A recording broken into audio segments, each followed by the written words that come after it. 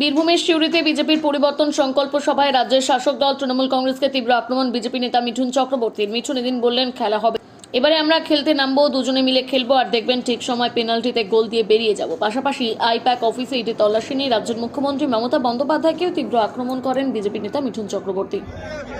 মারধর করেছে এটা কি নতুন? এটা কি এই রাজ্যে নতুন? এটাই তো হওয়া, এটাই তো করতে চায় ওরা, তাই করছে। এটা আমার কাছে নতুন না, আপনার কাছে নতুন হওয়া উচিত না। বলুন। নৌসাদ আর হুমায়ুন তারা বলছে যে মুসলিমদের এক হতে, কিন্তু আপনার কি মনে হয় এরপরে মুসলিমরা এক হবে?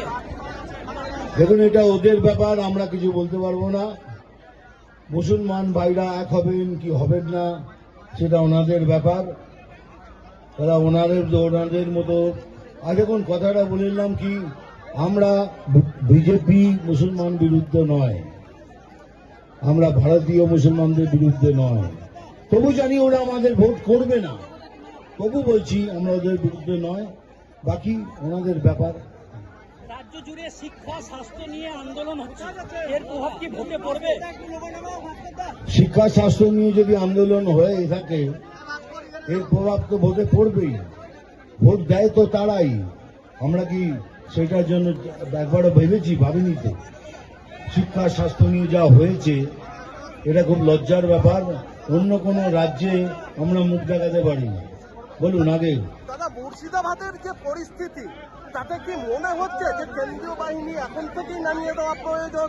মুর্শিদাবাদে যা হচ্ছে সেটা আপনিও দেখছেন, আমিও দেখছি, আর কেন্দ্র সরকারও দেখছি। এখন এর পরিণতি কি হবে সেই ডিসিশন আমি নিতে পারবো না, তবে ডেফিনেটলি খুব খারাপ অবস্থা। দেখা যাক কি হয়। বলুন।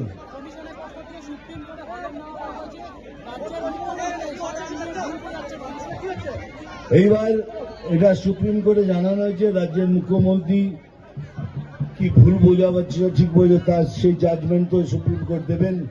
আমরা অপেক্ষা আছি সুপ্রিম কোর্টের জাজমেন্টের জন্য। কেন যা হয়েছে সেটা যদি আমি করতাম তো আমাকে তো 15 দিন পিসি করে দিতেন, 15 দিন তো আগে আমায় জেল খাটাতেন, তারপরে ভাবতেন। কিন্তু দেখি এবার সুপ্রিম কোর্ট কি জাজমেন্ট দেয়।